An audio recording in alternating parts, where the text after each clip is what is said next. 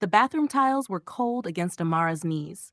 She'd been sick for 20 minutes straight, her body rejecting everything: the cheap ramen from last night, the coffee she'd forced down at dawn, the lies she'd been telling herself for 3 weeks. It was just one night. It didn't mean anything. It can't mean anything. Three plastic sticks lined up on the edge of the sink told a different story. Positive, positive, positive. Her hands trembled as she gripped the porcelain, staring at her reflection. Dark brown skin, pale with shock, natural curls wild around her face, eyes red from crying and denial. At 26, she'd planned everything so carefully: work, save, survive, bring her brother to Korea. No distractions, no mistakes, especially not this kind of mistake. The memories came in fragments she'd been trying to suppress, strobe lights painting two identical faces. Strong hands, one set confident, the other gentle. Whispered Korean she didn't understand. Silk sheets in a room too expensive for someone like her. The way they'd both looked at her like she was something precious instead of foreign. The panic when she'd woken before dawn, sneaking out while they slept, running like her life depended on it. I don't even know their last names, she whispered to her reflection. I don't even know which one. Her phone rang. Unknown number. Again. She'd been ignoring calls for 5 days straight. Ever since the nausea started. Ever since she'd started feeling watched. The ringing stopped, then started again immediately.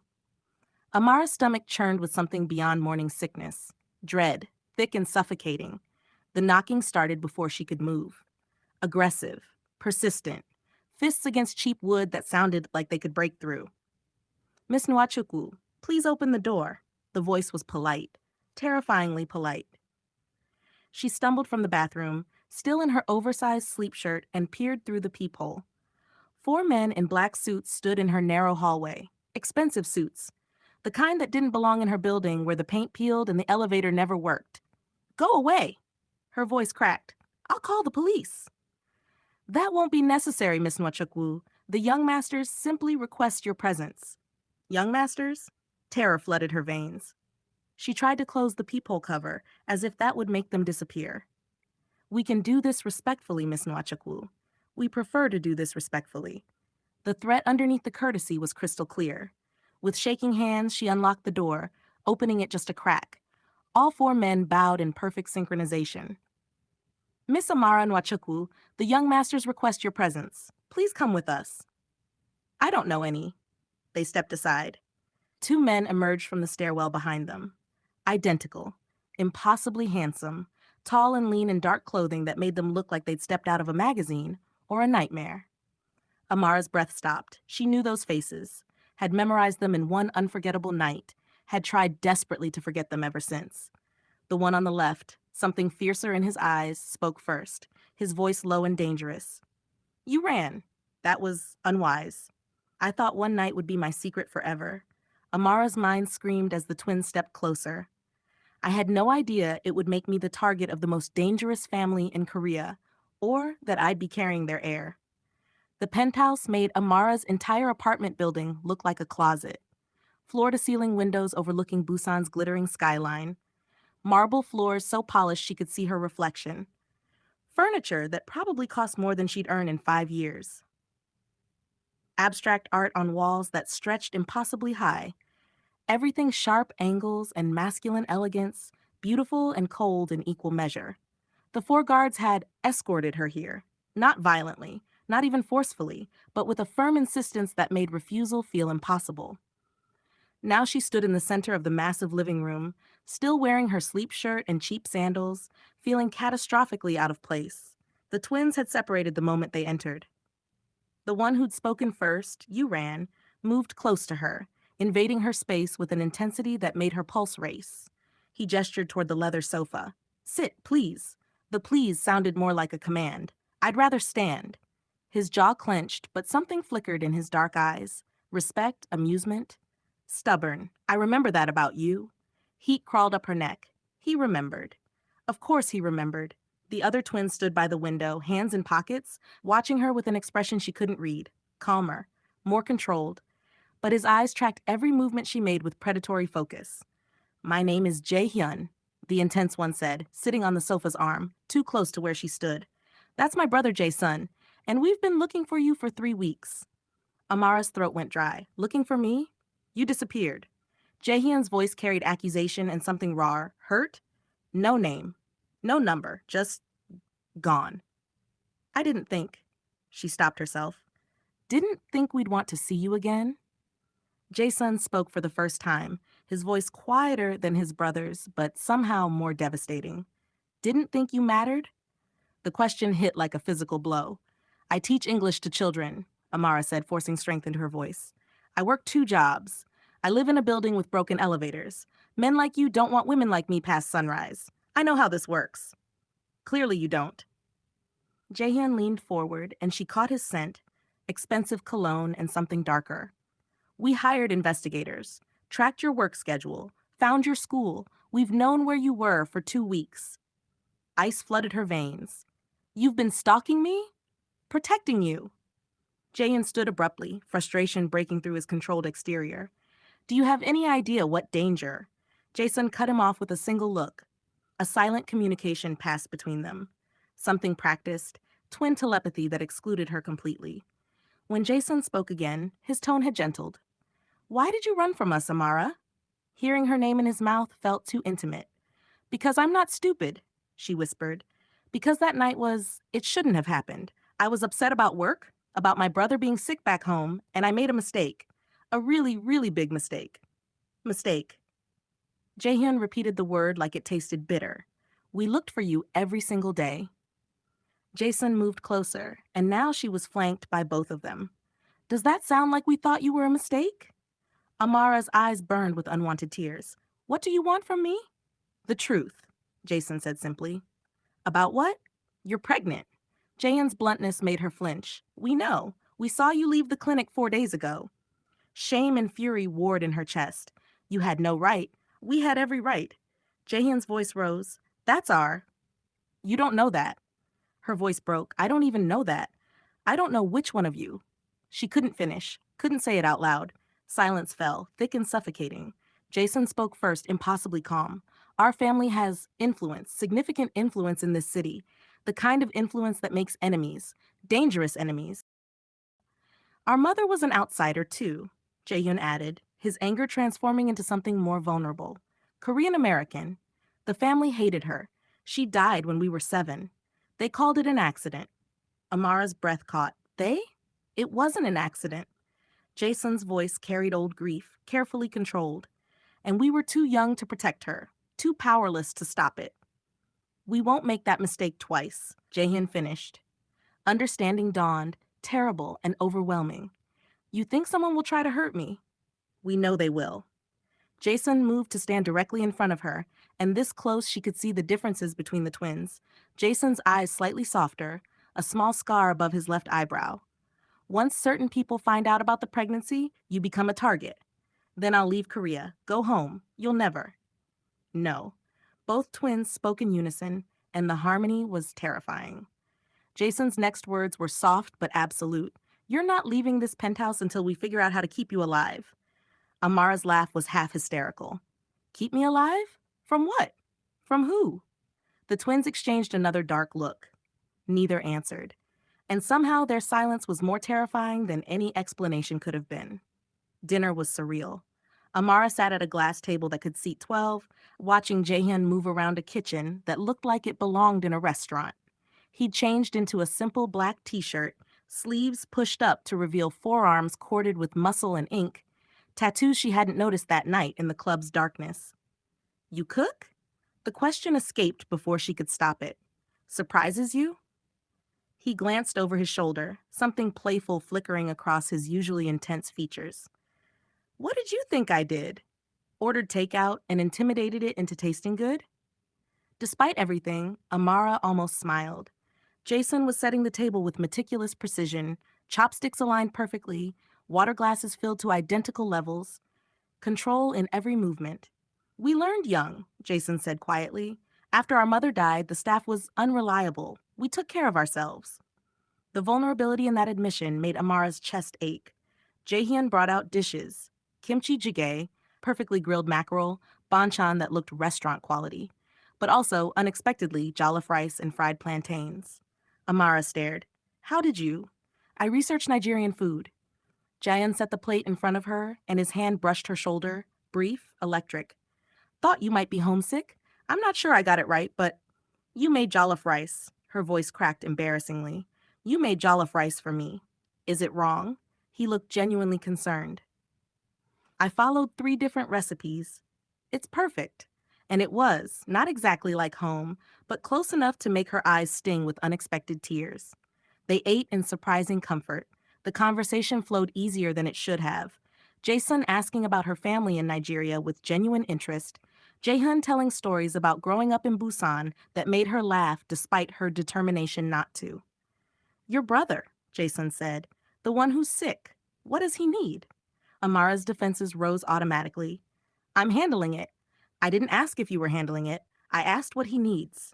Surgery, medication, things I'm saving for. We can bring him here, Jae-hyun said immediately. Best hospitals in Seoul will cover everything. I don't want your charity. It's not charity. Jason's quiet intensity cut through her protest. You're carrying our child. That makes your family our family. The casual certainty in his voice, our child, made something dangerous bloom in her chest. We haven't even talked about. Amara gestured vaguely at her still flat stomach. What this means? What you want? If you even want. We want you both. Jae-hyun leaned forward and his hand covered hers on the table. Whatever happens, however this works, we want. The door burst open. A man in a dark suit, clearly security, rushed in, bowing quickly. Young masters, forgive the interruption. There's been a development. The transformation in both twins was instantaneous and terrifying.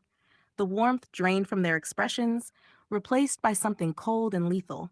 They stood in perfect synchronization, and suddenly Amara could see it, the danger everyone must fear in them. What development?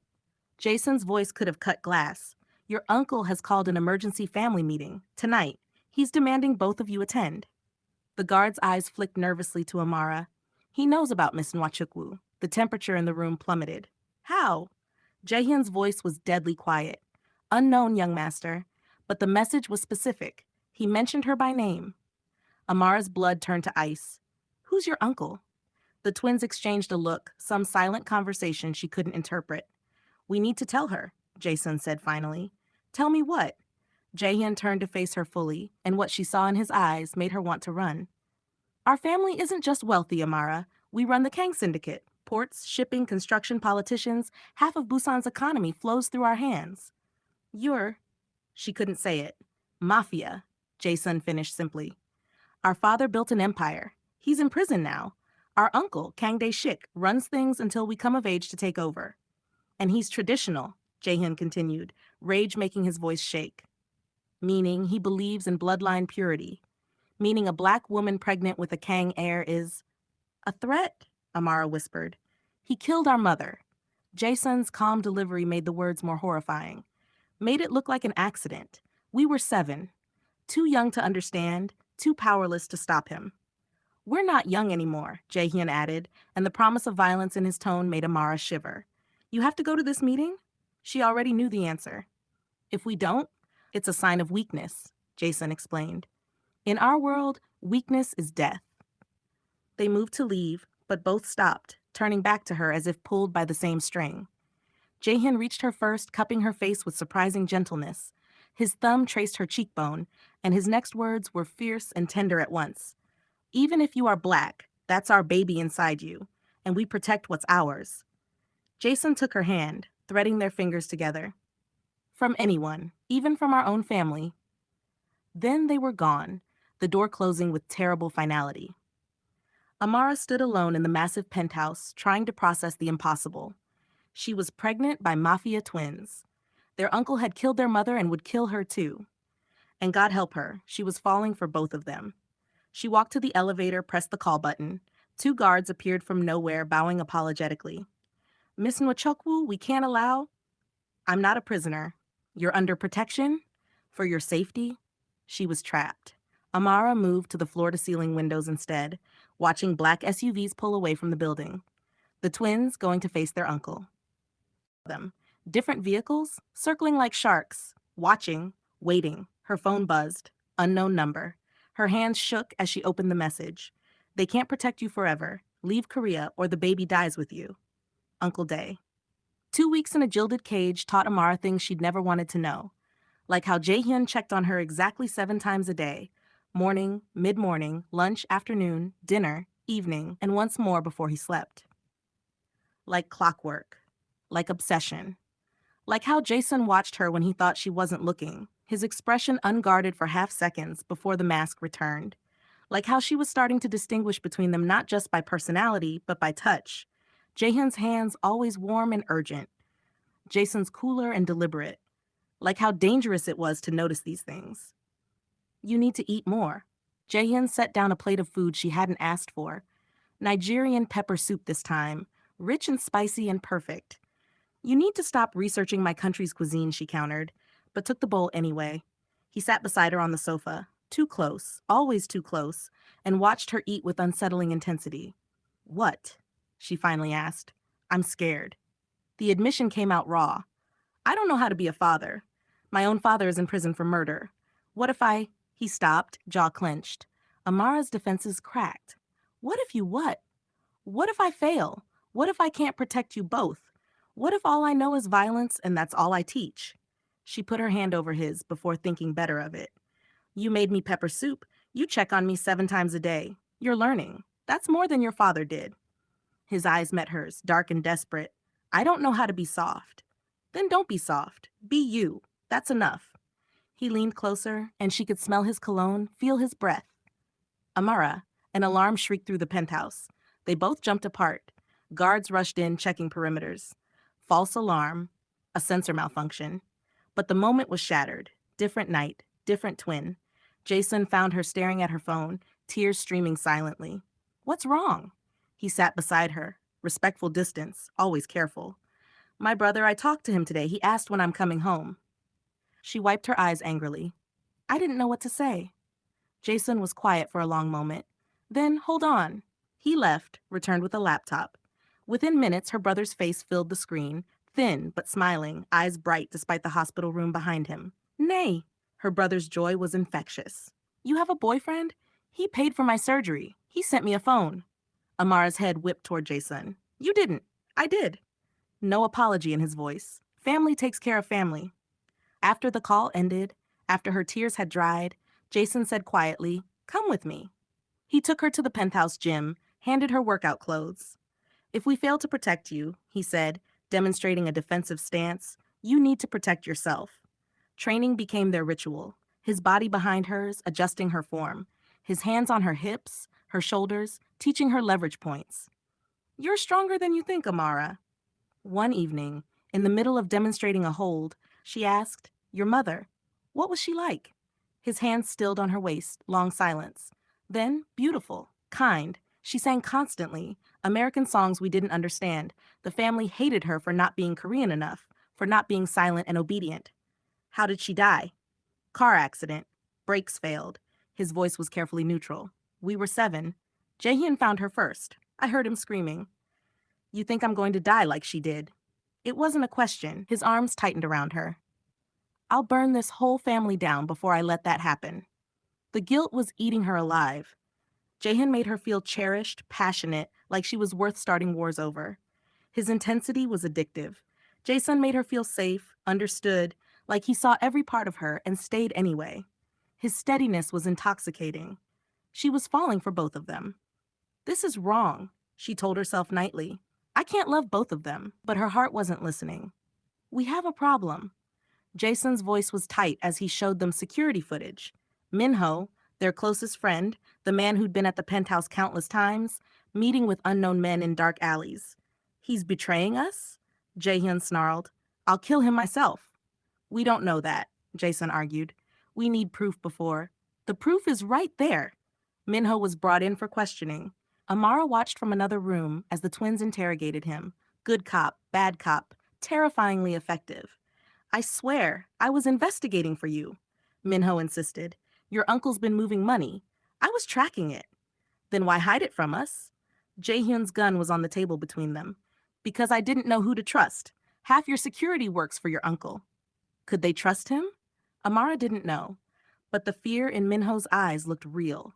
The package arrived on a Tuesday. Amara opened it before the guards could stop her. Inside, her ultrasound photo, the one from her first appointment that she'd kept hidden in her room. A red X marked across the tiny bean-shaped form of her baby. She couldn't breathe, couldn't scream, couldn't. The twins found her on the floor, clutching the photo, hyperventilating. Their rage was apocalyptic. Jae-Hyun put his fist through a wall. Jae-Sun made phone calls in rapid Korean, each word a death sentence. "We end this," Jae-Hyun declared. "Tonight. We kill him before." "And start a war?" Jae-Sun countered. "That's what he wants." Amara watched them argue, watched them plan violence and strategy, and realized something terrifying. This baby made her powerful, the key to the Kang succession. But it also made her the most vulnerable target in all of Korea. The Kang family compound was a fortress disguised as a palace. Traditional Korean architecture sprawled across 5 acres. Curved tile roofs, ornate wooden beams, gardens that looked serene but hid security cameras in every stone lantern. Dozens of black suited guards lined the walkways. Family members in expensive hanbok and Western suits watched from doorways with expressions ranging from curiosity to open hostility. Amara walked between the twins, their bodies pressed close on either side, a living shield. She could feel the tension radiating from them, coiled violence barely contained. "Smile," Jason murmured. "Show no fear." "Easy for you to say," she whispered back. "You're not the pregnant foreigner walking into a den of people who want you dead." Jaehyun's hand found hers, squeezed once. "No one touches you, I promise." They entered the main hall, massive, austere, dominated by a raised platform where one man sat like a king on a throne. Kang Dae-shik was not what Amara expected. No movie villain theatrics, just a distinguished man in his 50s, silver hair perfectly styled, wearing an immaculate suit, handsome in the way powerful men often are. His smile was warm, welcoming even. That smile terrified her more than any threat. "Nephew, nephew." He addressed the twins without looking at them, his eyes fixed on Amara. "And this must be the woman carrying my nephew's mistake. She's not a mistake." Jaehyun's voice was lethal. "No?" Uncle Dae finally shifted his gaze. "Then what would you call an unplanned pregnancy with a foreign woman you've known for one night? I'm curious." "Our future," Jae-Sun said coldly. Uncle Dae laughed. Genuine amusement that made Amara's skin crawl. "Your future. How poetic. Your mother said something similar once, you know, before I had her killed." The temperature dropped to absolute zero. Jaehyun moved, a blur of violence, but Jae-Sun caught him, held him back with visible effort. Guards' hands moved to weapons. The entire room balanced on the edge of bloodshed. "Yes!" Uncle Dae continued conversationally, as if he hadn't just confessed to murder. "The car accident was my design. She was weakening your father, making him soft. Talking about leaving the business, living honestly." He said the word like it was profane. "Just like this one will weaken you. You killed our mother." Jaehyun's voice shook with rage so pure it was almost visible. "I saved the family. There's a difference." "We'll kill you for this," Jae-Sun promised, and the calm certainty was more threatening than any scream. "Perhaps, but not today." Uncle Dae pulled out a manila envelope. "Today, we discuss paternity." Amara's blood turned to ice. "I have access to your medical records, DNA from your last physicals, and I've had the foreign woman's apartment searched. Found traces of both of you, naturally. But I also had the samples analyzed."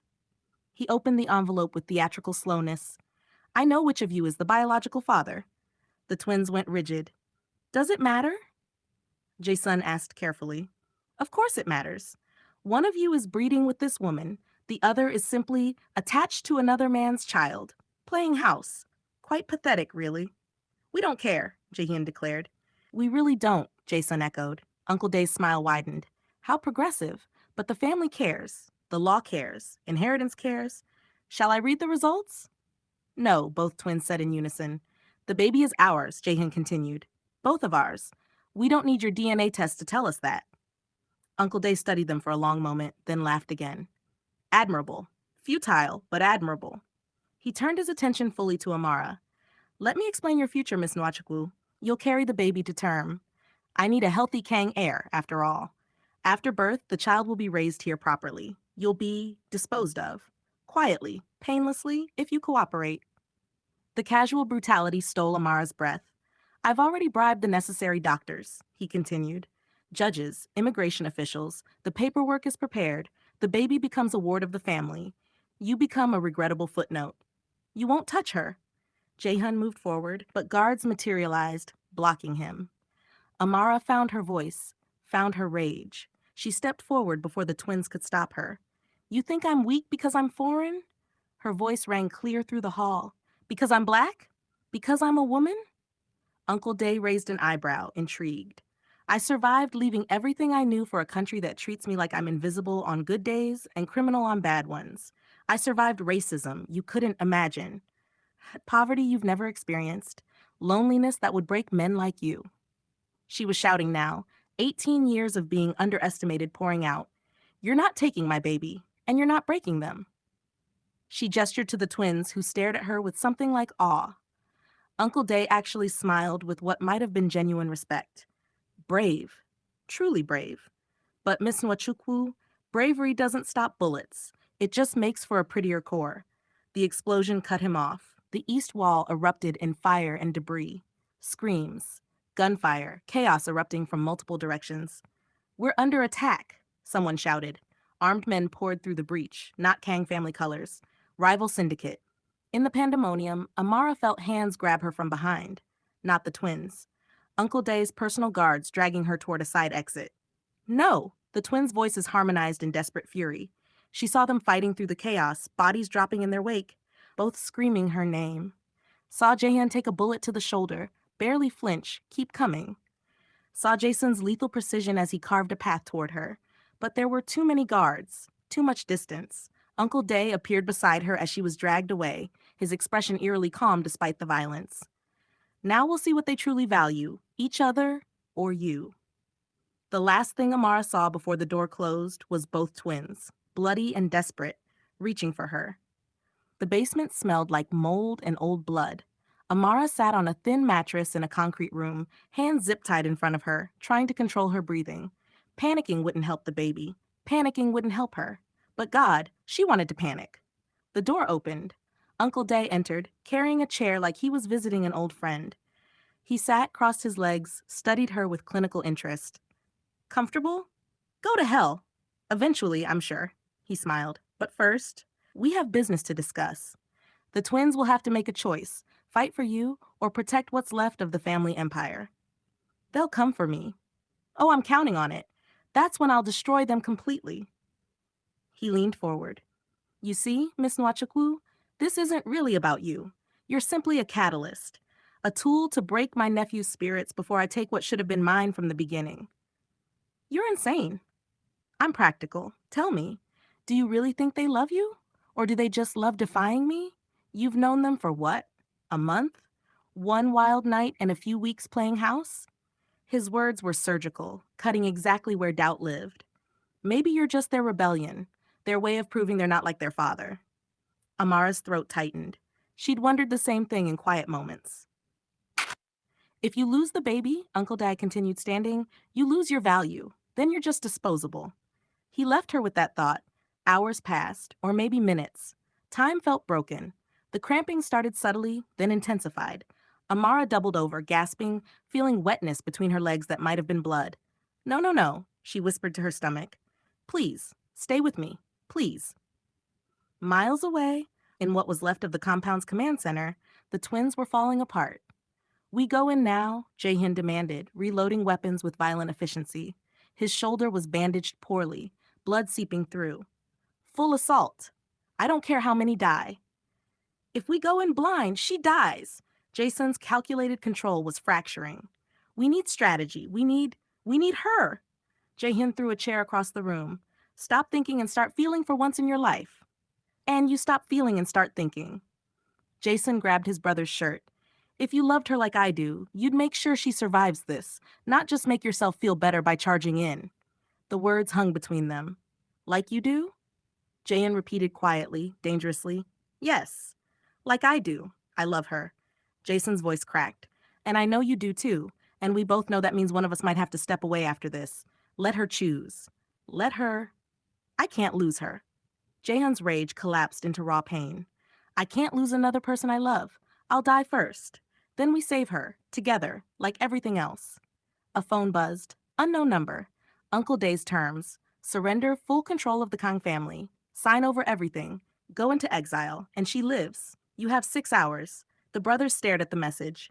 We do it, Jae-Hyun said immediately. Jason nodded slowly. A throne means nothing if she's not alive to see it. We'll build something new, away from all this blood. They drafted the surrender documents together, hands shaking, sacrificing everything their father built for her. Amara heard the guards talking through the door. After the surrender, we eliminate all three. Boss says no witnesses.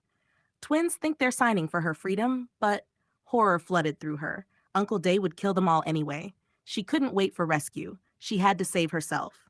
Save them. The ultrasound photo was still in her pocket somehow. She pulled it out, stared at the tiny bean that was her baby. Their baby. I'm not dying here, she whispered to the image, and I'm not losing them.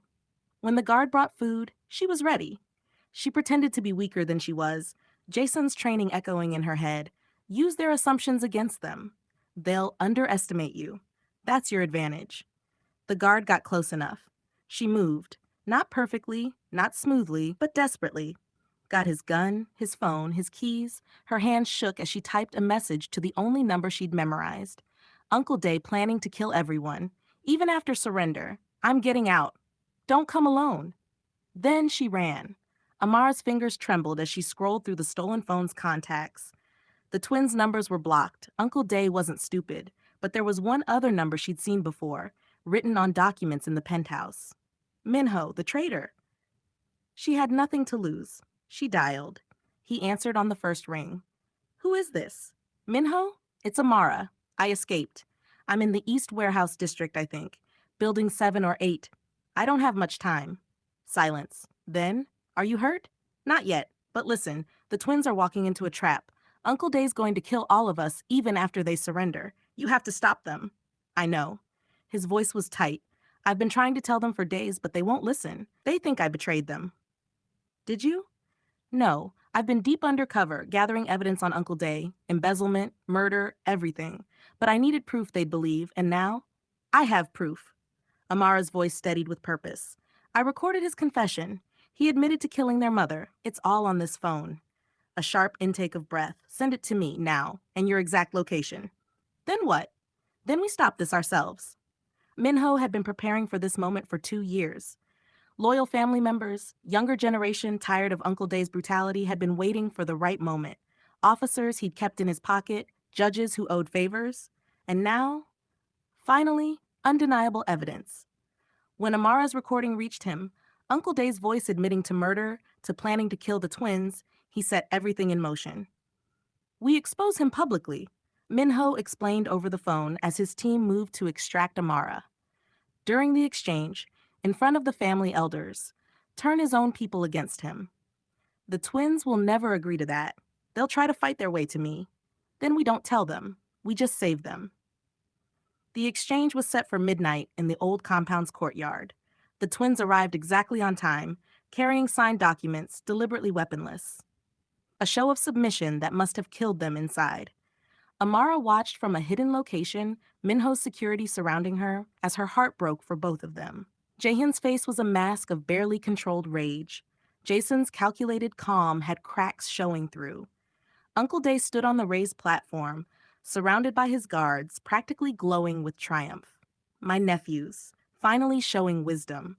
His voice carried across the courtyard. Your father would be so disappointed, but I'm pleased. Where is she? Jae-Hyun demanded.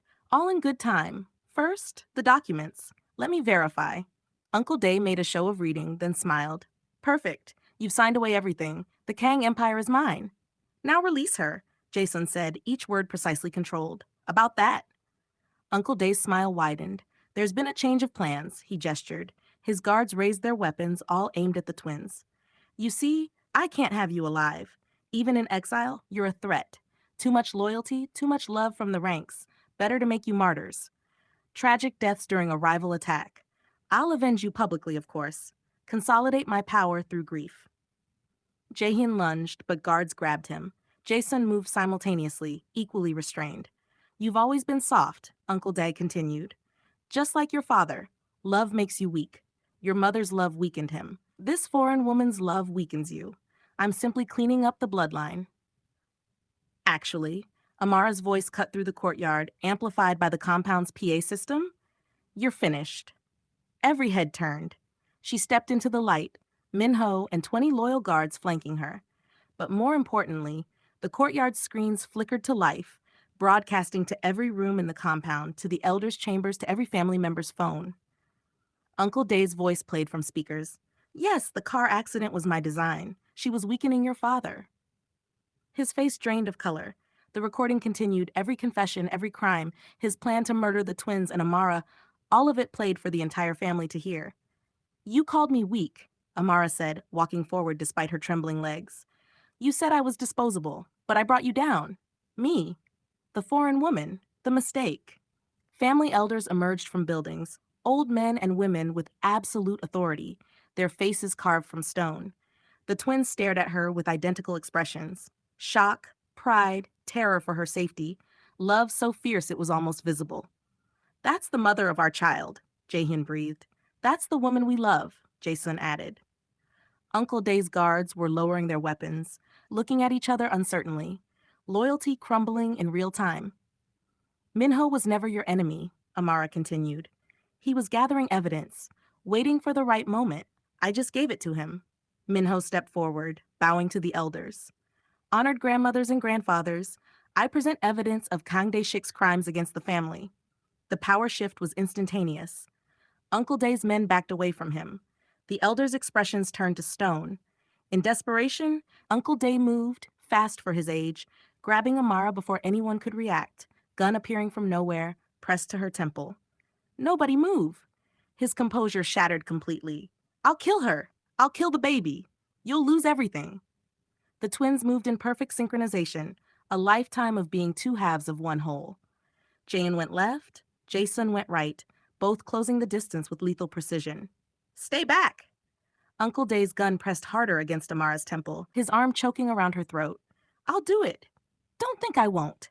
The twins froze, hands raised, eyes locked on Amara with desperate intensity. Let her go. Jae-Hyun's voice shook with controlled violence. Your fight is with us. Let her go. My fight? Uncle Day laughed. Hi, unhinged. This has always been about more than business. I built this family. I sacrificed everything while your father played at being legitimate.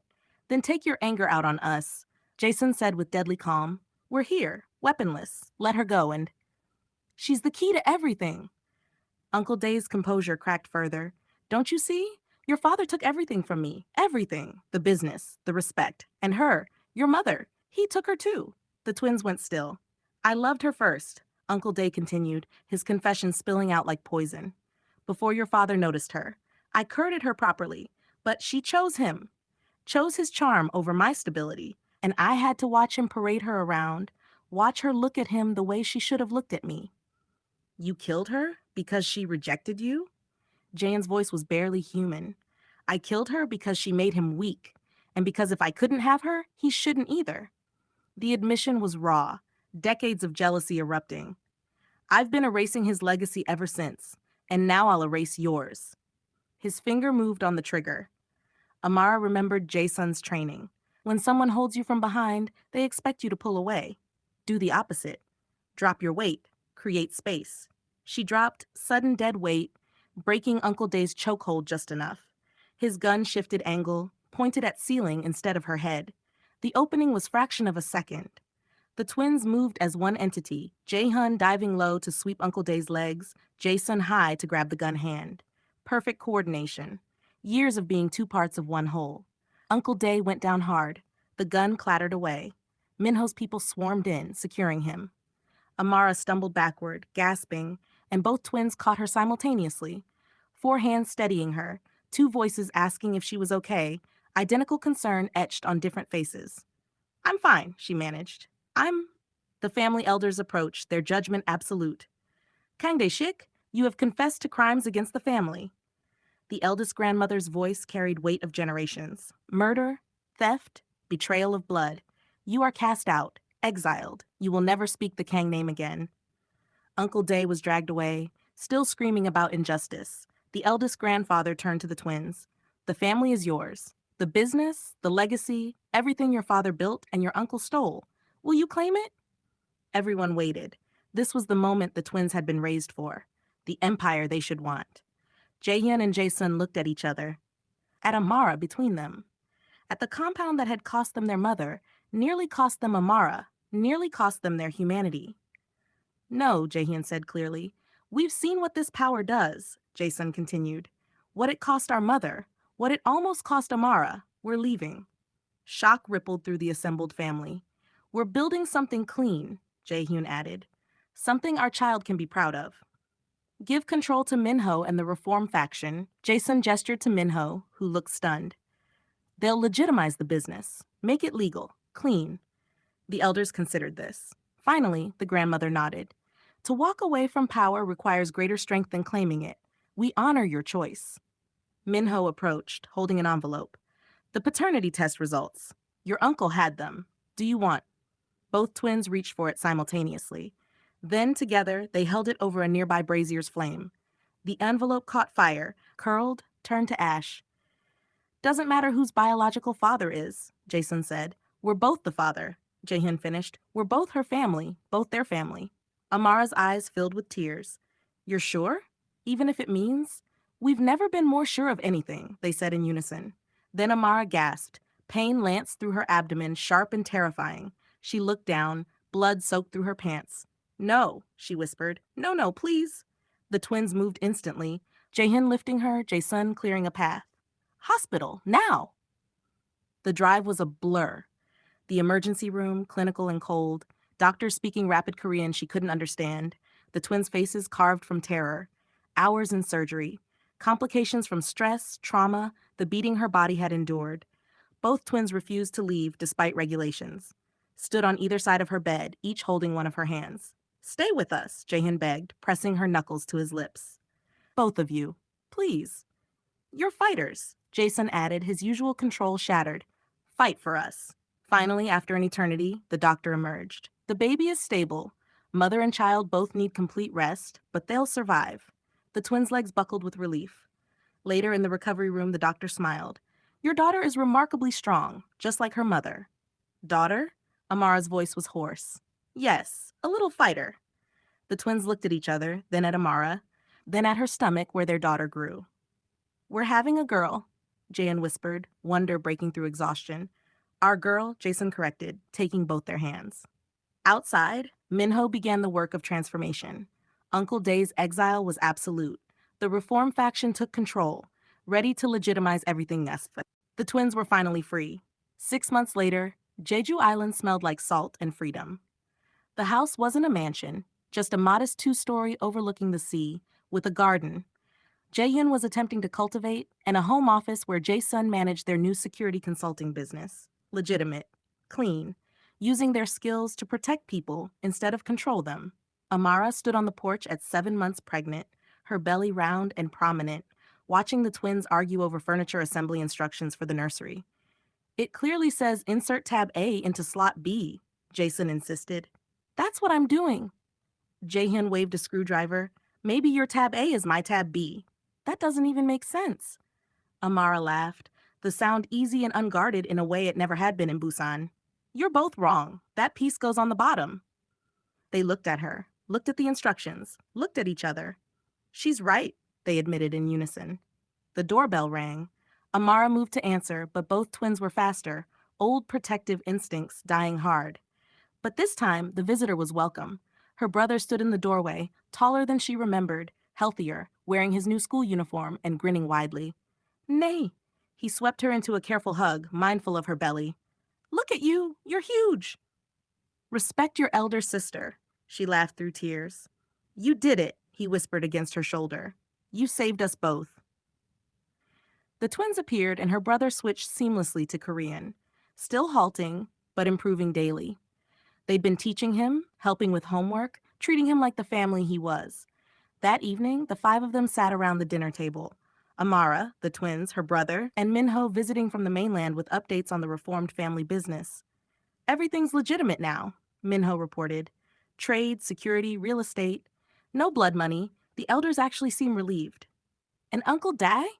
Jae-Hyun asked. though his tone suggested he didn't really care. Living in obscurity in Thailand, alone, powerless. Minho smiled. A fate worse than death for a man like him. After dinner, Amara found both twins in the nursery, painting the walls a soft sage green, neutral, peaceful. We need to talk about names, Jason said, carefully edging around a corner. Something that honors both cultures, Jae-Hyun added, Korean and Nigerian. They debated options. Chisum, Amara's grandmother's name, paired with Hana for flower.